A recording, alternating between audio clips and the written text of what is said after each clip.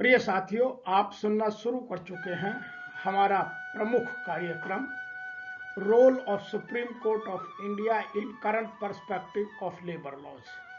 आज का जो लेबर लॉ का बदलता हुआ परिप्रेक्ष्य है, उसमें सुप्रीम कोर्ट का क्या महत्वपूर्ण रोल हो सकता है, उस पर आज चर्चा कर रहे हैं। और बदलते परिप्रेक्ष्य में सुप्रीम कोर्ट बहुत बड़ा रोल अदा कर रहा है, यह हमें दिख भी रहा है। हम बहुत जगह इन चीज़ों को बहुत आसानी से समझ पा रहे हैं, देख पा रहे हैं। आइए आज उसी की चर्चा करते हैं कि सुप्रीम कोर्ट कैसे मदद कर रहा है। सबसे पहले बात करते हैं अपहोल्डिंग द कॉन्स्टिट्यूशनल राइट्स। तो सुप्रीम कोर्ट हमारे जितने भी लेबर लॉज हैं जो हमारे फंडामेंटल राइट के साथ जुड़े हुए हैं, उन सब में हमारी बहुत मदद कर रहा है। वो हमारे किसी भी फंडामेंटल राइट का कोई हनन ना हो, उसको यह बहुत सावधानी के साथ देख रहा है और उसमें हमारी मदद कर रहा है। जैसे राइट टू इक्वालिटी, आर्टिकल जो 14 है, तो जो prevents arbitrary discrimination in labour practices, उनको रोकता है कि कहीं भी हमारे जो राइट टू इक्वलिटी है उसका हनन ना हो, हमें वह स्पष्ट दिखाई दे। दूसरा, हमारी मदद करता है राइट टू फ्रीडम, जो हमारे स्वतंत्रता का अधिकार है आर्टिकल 19 में, उन सब में protect the right of trade unions and collective bargaining. किसी भी तरीके से हमारी जो ट्रेड यूनियंस की राइट टू फ्रीडम है वो, और जो कलेक्टिव बार्गेनिंग का राइट टू फ्रीडम है, उसका कहीं हनन ना हो, उसको कैसे प्रोटेक्ट करता है, वह बहुत सारे केसों के निर्णयों में हमें देखने को मिलता है। अगला है right to life of personal liberty, article 21। यह गारंटी देता है हमें एक डिग्निफाइड वर्किंग कंडीशंस की, कि जो श्रम की गरिमा है उसको देखते हुए उसको उसके सारे प्रोटेक्टिव इक्विपमेंट्स और प्रोटेक्शन मिलने चाहिए।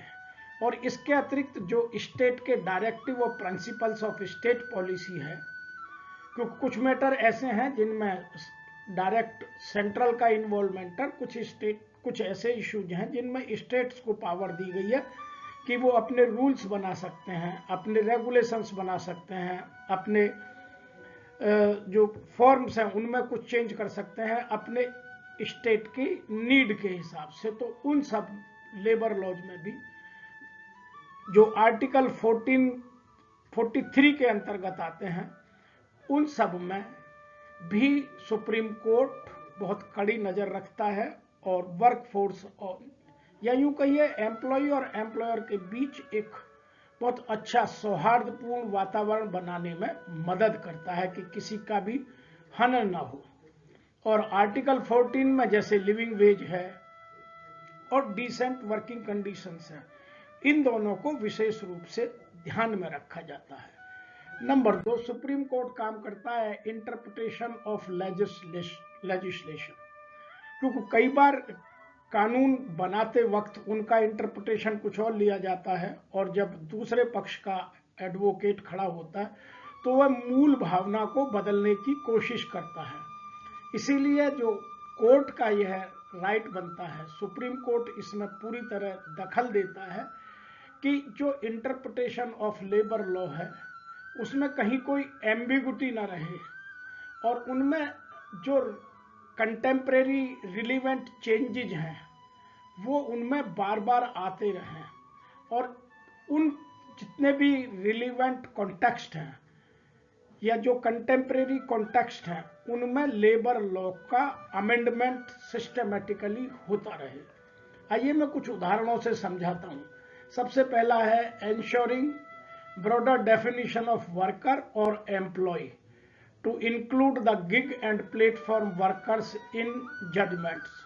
जैसे अभी contractor workers regulation and abolition act 1970 के बाद कॉन्ट्रैक्टर वर्कर्स को बहुत ज़्यादा सिस्टमेटिक करने की कोशिश की। उसी तरह से अब जो लेबर लॉ में लिबरलाइजेशन के बाद गिग वर्कर्स और प्लेटफॉर्म का जो स्थान आ गया है, उन सबको सुप्रीम कोर्ट उनके हिसाब से उनका स्थान दिलाने में मदद कर रहा है, इसीलिए उनको वर्कर या एम्प्लॉय की डेफिनेशन में सिस्टमैटिकली या विधिवत उनको जोड़ दिया गया है। दूसरा उदाहरण देता हूं, clarifying the applicability of laws like industrial dispute act 1947 to address the modern challenges like lay off, retrenchment and strikes. इन सब में बहुत मदद करता है और सुप्रीम कोर्ट के कारण ही एम्प्लॉय और इंडस्ट्री की डेफिनेशन बार बार रीडिफाइन होती रहती है। पहले यूनिवर्सिटीज, चैरिटीज, इन सब में सुप्रीम कोर्ट ने अपने बहुत अहम भूमिका निभाते हुए लॉ का इंटरप्रिटेशन किया है। नंबर 3 बात करते हैं हम judicial review of legislative actions. यह बहुत महत्वपूर्ण मुद्दा है, आइए इसको समझते हैं। The supreme Court reviews labour laws and amend their constitutional validity. कैसे? सबसे पहला है recent examples include security of the code, scrutiny of the code on wages 2019, उसमें बहुत काम किया। और जो और 3 कोड बने हैं जिनमें इंडस्ट्रियल रिलेशन कोड 2020 बहुत फेमस है, उन सब में वर्कर के राइट डाइल्यूट ना हो जाएं, उन सब में वह लेजिस्लेटिव एक्शन लेता है, उनको करेक्ट करने में मदद करता है। दूसरा इशू हम बात करते हैं, to it ensure that reforms balance economic growth with social security. जितनी हमारी इकोनॉमिकल ग्रोथ हो रही है उसी हिसाब से हमारी सोशल सिक्योरिटी की ग्रोथ भी उसी रेशो में होनी चाहिए। यह जो सुप्रीम कोर्ट है पूरी तरह मदद कर रहा है और उसी के अनुरूप अपने लीगल एक्शन लेता है। जब वह कोई निर्णय करता है, सुप्रीम कोर्ट तक कोई केस जाता है, तो सुप्रीम कोर्ट उसमें यह देखता है कि जो इकोनॉमिक ग्रोथ है उस हिसाब से सोशल सिक्योरिटी सिस्टम्स की ग्रोथ हो रही है नहीं हो रही है, और अपने निर्णय में उसको जगह देता है। आइए अब नंबर 4 बात करते हैं सुप्रीम कोर्ट और क्या करता है। सुप्रीम कोर्ट एम्प्लॉयर और एम्प्लॉय रिलेशंस को बैलेंसिंग करने में मदद करता है, क्योंकि एम्प्लॉयर के पास मनी पावर है और एम्प्लॉय के पास मसल पावर है। तो सुप्रीम कोर्ट मनी पावर और मसल पावर को, जैसे लेआउट और स्ट्राइक के केस में समझें, या लॉकआउट में देखें, क्लोजर में देखें, रिट्रेंचमेंट में देखें, तो इन चीजों में बहुत बड़ा बैलेंसिंग व्यू सुप्रीम कोर्ट लेकर अपने निर्णय देता है। The court meditates conflicts between employers and employees to ensure the practice. Notable judgments includes, इनमें कुछ 1-2 निर्णय हैं जो बहुत महत्वपूर्ण रहे हैं। मैं एक आपके सामने उदाहरण देता हूं। जैसे Vishakha versus state of Rajasthan 1997 में हुआ था और उसको धीरे धीरे विशाखा गाइडलाइंस बनी और 2013 में उस पर पॉश एक्ट का निर्माण हो गया। तो established workplace guidelines for preventing sexual harassment, और 2013 में एक्ट बना दिया जो आज विधिवत पालन किया जा रहा है और जिससे महिलाओं की स्थिति बहुत अच्छी हो गई है। तो ये बैलेंसिंग का काम है। दूसरा, बंधुआ मुक्ति मोर्चा, इससे जो ये 1984 में सुप्रीम कोर्ट ने निर्णय लिया था, यूनियन ऑफ इंडिया वर्सेस बंधुआ मुक्ति मोर्चा, और जो उसमें फोकस किया था उसमें यह किया था कि जो बॉन्डेड लेबर है उसकी डिग्निटी को कैसे बचाया जाए, उसकी गरिमा को कैसे बचाया जाए, और उसी हिसाब से इसमें निर्णय लिया गया था। और जो हमारी फोर्स या बॉन्डेड लेबर थी उसको मुक्ति के सारे उपाय उस डिसीजन में लिखे गए थे। तो ऐसा काम सुप्रीम कोर्ट समय समय पर अपने विवेकानुसार और परिस्थिति अनुसार करता रहता है। 5वां issue, recognise emerging labour trends, जो इंटरनेशनल इंप्लीमेंटेशन हो रहा है, क्योंकि जब से हमारी इकोनॉमिक ग्लोबलाइजेशन की तरफ गई है तब से इंटरनेशनल वर्कर्स आने लगे हैं और देशों की संस्कृति का प्रभाव हमारे बिजनेस पर आने लगा है। तो वह हमारे जो लेबर ट्रेंड्स हैं उनमें भी नजर आना चाहिए, क्योंकि कल्चरल चेंज होने से बहुत सारे इश्यूज बदल जाते हैं। इनमें कुछ मुख्य भूमिका सुप्रीम कोर्ट ने अब तक निभाई है और आगे भी निभाता रहेगा, ऐसा माना जा रहा है। जैसे with changing work environment, gig economy को जोड़ दिया, रिमोट वर्क को जोड़ दिया, court has been instrumental in recognising right for, उनमें बहुत बड़ी भूमिका अदा की है।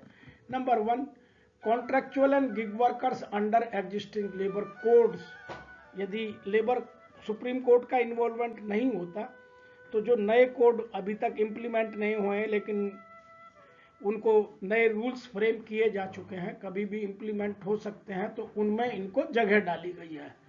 इसीलिए हमें उन चीजों को ध्यान रखने की, समझने की आवश्यकता है। Number 2, right to fair wage. अभी लोग मिनिमम वेज ही नहीं देते हैं, तो सुप्रीम कोर्ट बार बार फेयर वेज की, लिविंग वेज की बात करता है।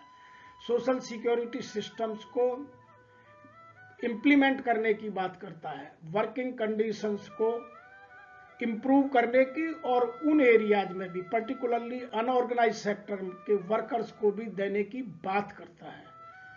और जो नया जो गिग वर्कर्स का थ्योरी है, इसमें एम्प्लॉयर रिलेशनशिप नहीं है, लेकिन जो कॉन्ट्रैक्चुअल एग्रीमेंट्स है उसको इंप्रूव करने की बात करता है। तो ये बहुत सारे ऐसे इश्यूज हैं। नंबर 6 पर बात करते हैं, enforcement of social security measures. समय समय पर जो बदलाव आते हैं उनको एनफोर्स करने के लिए, जैसे बहुत सारे नए रूल बन गए। जैसे 1952 में provident fund and miscellaneous provision fund आया, 1970 में कॉन्ट्रेक्चुअल लेबर रेगुलेशन एक्ट आया, ग्रेचुटी एक्ट आया, 1995 में फैमिली पेंशन से एम्प्लॉय पेंशन बनी। बार बार ईडीएलआई की लिमिट को बढ़ाने के लिए सुप्रीम कोर्ट का इन्वॉल्वमेंट स्पष्ट नजर आता है। तो यदि इन चीजों को देखें तो enforcement of social security measures में उनका रोल बहुत बड़ा नजर आता है। आइए कुछ महत्वपूर्ण विषयों की बात करते हैं। The court mandates effective implementation of social security schemes, जैसे ईएसआई है, पीएफ है, वर्कमैन कंपनसेशन है, इन सब में बहुत तेजी से काम करता है और उनको एम्प्लॉय के फेवर में दिलाने की बात करता है। और लोग तो कभी कभी ये सेंटेंस बड़ी इजीली बोल देते हैं कि हमारी कोर्ट्स प्रो लेबर हो गई हैं, जबकि बात ये नहीं है। हमारी जो सुप्रीम कोर्ट है, ऑनरेबल सुप्रीम कोर्ट के सभी जजेज ये ध्यान रखते हैं कि आज बदलते परिप्रेक्ष्य में हमारा लॉ लेबर के साथ और एम्प्लॉयर के साथ खड़ा है या नहीं खड़ा है। वो अपने जजमेंट में इन चीजों का बहुत ध्यान रखते हैं। जैसे it has directing authorities to ensure prompt redressal of grievances like National Campaign Committee in Central Legislation of Construction Work Labourers versus union of India 2018। क्योंकि इस पीरियड में कंस्ट्रक्शन वर्कर्स का बूम आया है, एस्टेट का बूम आया है, तो वर्कर्स बहुत तेजी से कंस्ट्रक्शन में कॉन्ट्रैक्ट के थ्रू आने लगे। तो इसमें उनके जो कॉन्ट्रैक्टर वर्कर्स के बेनिफिट हैं, उनके लिए सुप्रीम कोर्ट ने नेशनल कैंपेन कमेटी बनाई कि वो उनके राइट बताएगी, और जो बीओसी एक्ट में सेस लेकर उनको कुछ बेनिफिट देने की बात थी, उनको वह पूरी तरह से अवगत कराएगी। तो यह कई बार निर्णय किया जा चुका है, लेकिन उसका एनफोर्समेंट अभी भी उतना नहीं हो पाया जितना सुप्रीम कोर्ट चाहता है। तो सुप्रीम कोर्ट की कड़ी नजर है कि जो भी लॉ बने उसका बेनिफिट उसके लेने वाले के या अंतिम एंड तक, जो सबसे छोटे लेवल का वर्कर है, उस तक पहुंचे। नंबर 7 बात करते हैं हम एनफोर्सिंग लेबर लॉज। जब भी जो अमेंडमेंट होता है उसको एनफोर्स कराने के लिए वह मैकेनिज्म बनाकर उसको सिस्टमेटिकली एनफोर्समेंट करने के लिए मदद करता है। The supreme court has enforced labour laws through a judicial activism including, जैसे the Bangalore water supply and sewage board versus A. Rajappa case in which helped define the industry under the Industrial Dispute Act. उसमें industry की definition को बहुत नियमबद्ध तरीके से define किया गया। दूसरा बहुत महत्वपूर्ण केस है the PUDR versus union of India case, जिसमें workers receive the minimum wage, equal pay to equal work and other protections. उसमें बहुत सारे, जैसे equal pay for equal work systematically, equal remuneration act के आने के बाद होना चाहिए, लेकिन आज तक नहीं मिल रहा है, इसीलिए बार बार सुप्रीम कोर्ट को उसमें अपने रोल अदा करना पड़ता है। नंबर 8 पर हम बात करेंगे strengthening workers right and एमिड economic reforms. ये जो श्रम में कानून के हिसाब से जो श्रमिकों को उनके हित मिलने चाहिए, उनके अधिकार मिलने चाहिए, इस बदलते हुए, तेजी से बदलते हुए आर्थिक माहौल में उनको भी वह प्रोटेक्ट करता है।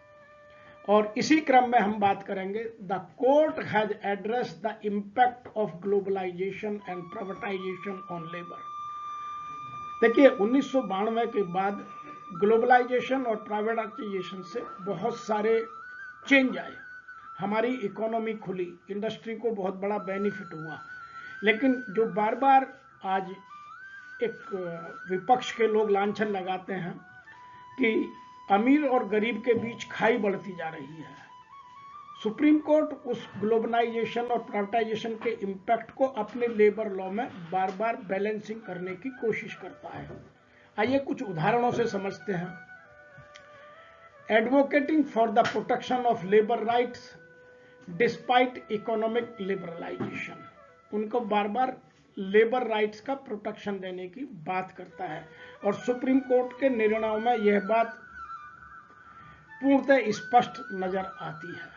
दूसरा, ensuring compliance with international labor standards and conventions ratified by India।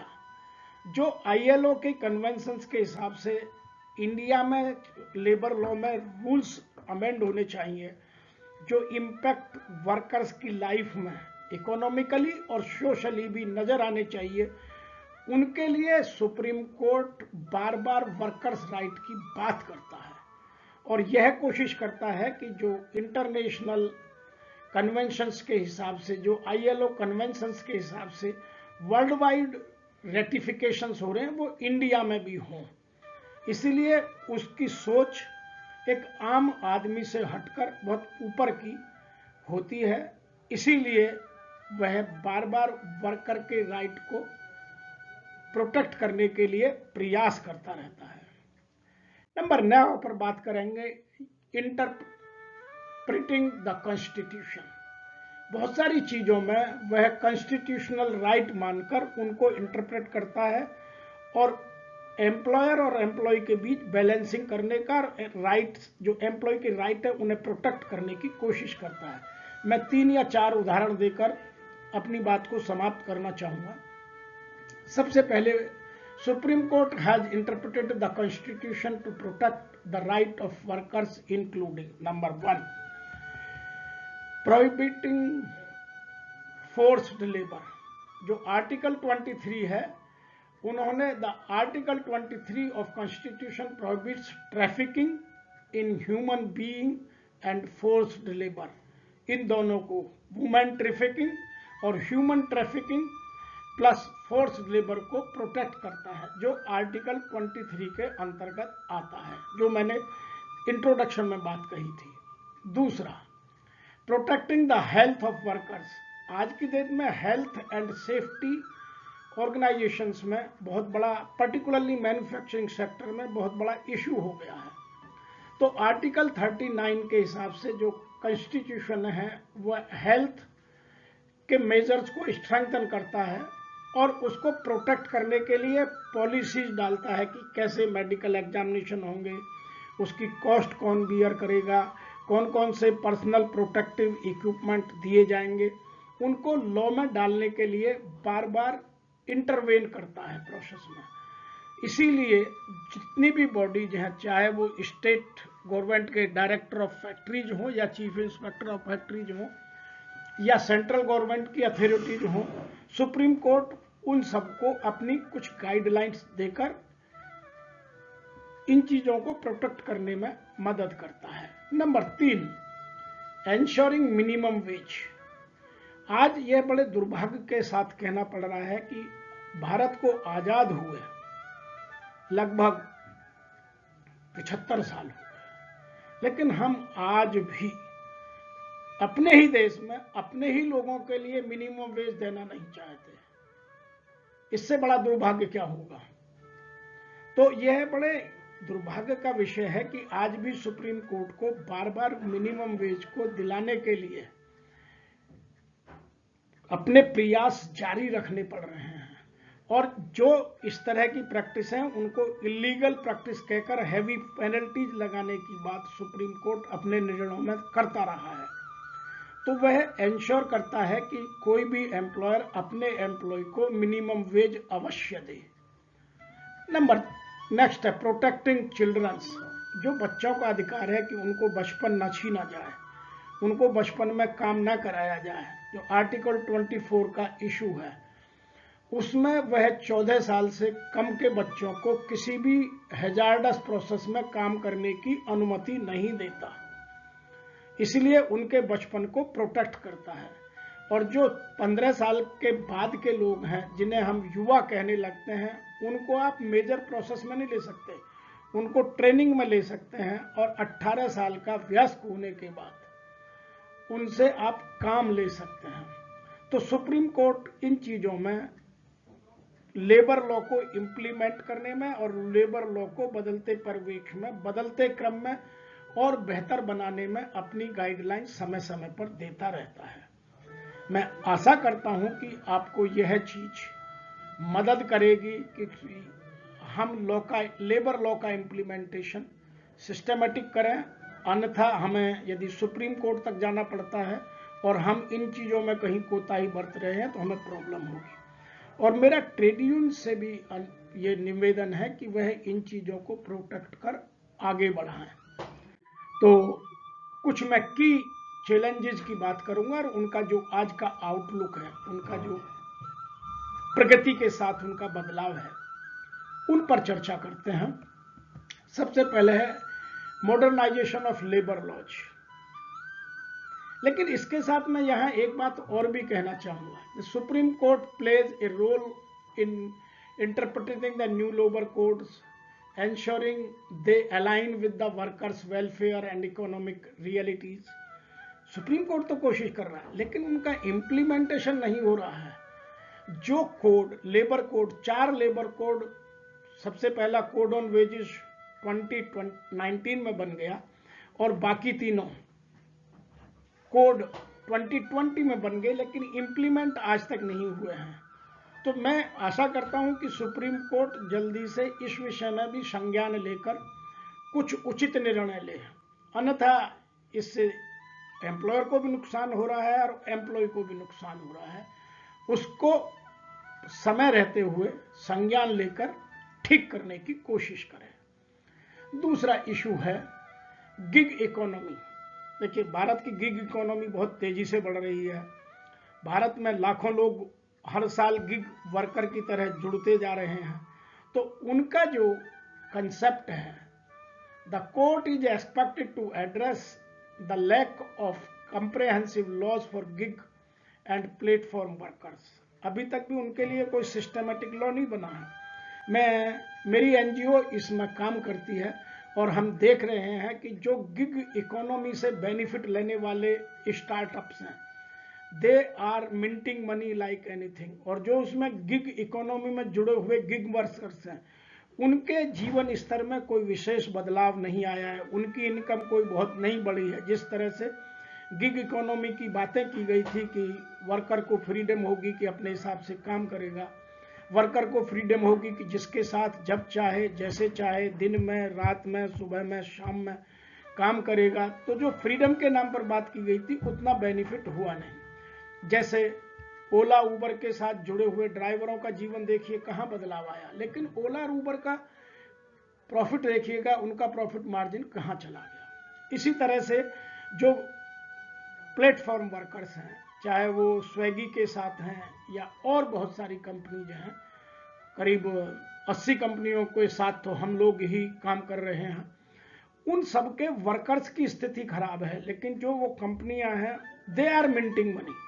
उन्होंने हमारे जो शॉपकीपर्स से उनको भी और वर्कर्स को भी दोनों को क्षति पहुंचाकर पैसा कमाया है। तो इस क्षेत्र में ये बड़ा चैलेंज है। इस क्षेत्र में जल्दी से कुछ सोचने और बड़ा करने की आवश्यकता है। तीसरा जो चैलेंज है वर्क प्लेस सेफ्टी, क्योंकि अभी हम जितना ग्लोबलाइजेशन के नाम पर, प्राइवेटाइजेशन के नाम पर, आर्टिफिशियल इंटेलिजेंस के नाम पर, डिजिटलाइजेशन के नाम पर या मॉडर्नाइजेशन के नाम पर जो टूल्स एंड टेक्निक्स डेवलप कर रहे हैं, उनकी ना तो हम प्रॉपर ट्रेनिंग दे रहे हैं, ना ही सेफ्टी का ध्यान रख रहे हैं, और एम्प्लॉय की हेल्थ की कॉस्ट पर हम खुद बेनिफिट कमा रहे हैं। तो जो वर्क प्लेस सेफ्टी है, इसको भी ध्यान में रखना बहुत जरूरी है। आप देखेंगे जो इंडस्ट्रियल एक्सीडेंट्स हैं वो बीच में कम हुए थे, दोबारा से फिर बढ़ने लगे हैं।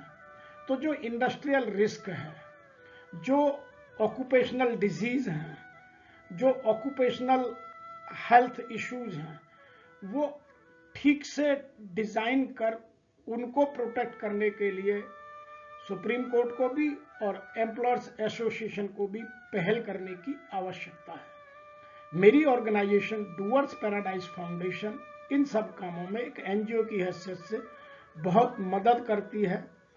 आप चाहें तो हमारे को इन्वॉल्व करके भी इन चीजों में मदद ले सकते हैं।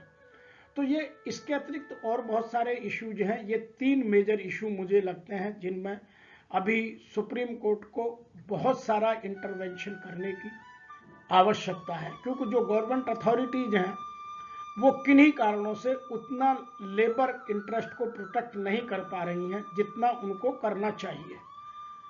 अब उसमें 2 चीजें वो लोग कहते हैं कि एक तो कहते हैं कि भारत सरकार ने अभी तक कानून ठीक से नहीं बनाए हैं। अब भारत सरकार ने वो सिस्टम तो बोरो किए अदर कंट्रीज से, लेकिन जो वहां वर्कमैन के राइट प्रोटेक्ट करने के सिस्टम से वो कहीं हम भूल गए, क्योंकि भारत की इकोनॉमिक कंडीशंस और जिस कंट्री से हमने वो सिस्टम बोरो किया है वहां की इकोनॉमिक कंडीशंस में बहुत डिफरेंस है।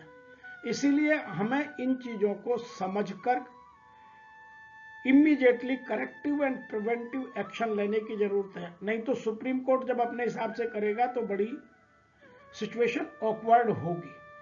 इसीलिए हमें आवश्यकता है कि समय रहते हुए इन चीजों को सुधारें और सुप्रीम कोर्ट पर बढ़ते हुए बर्डन को हम कम करने में मदद करें। और आज इतना ही, फिर किसी नए मुद्दे पर आपके साथ पुनः चर्चा करेंगे।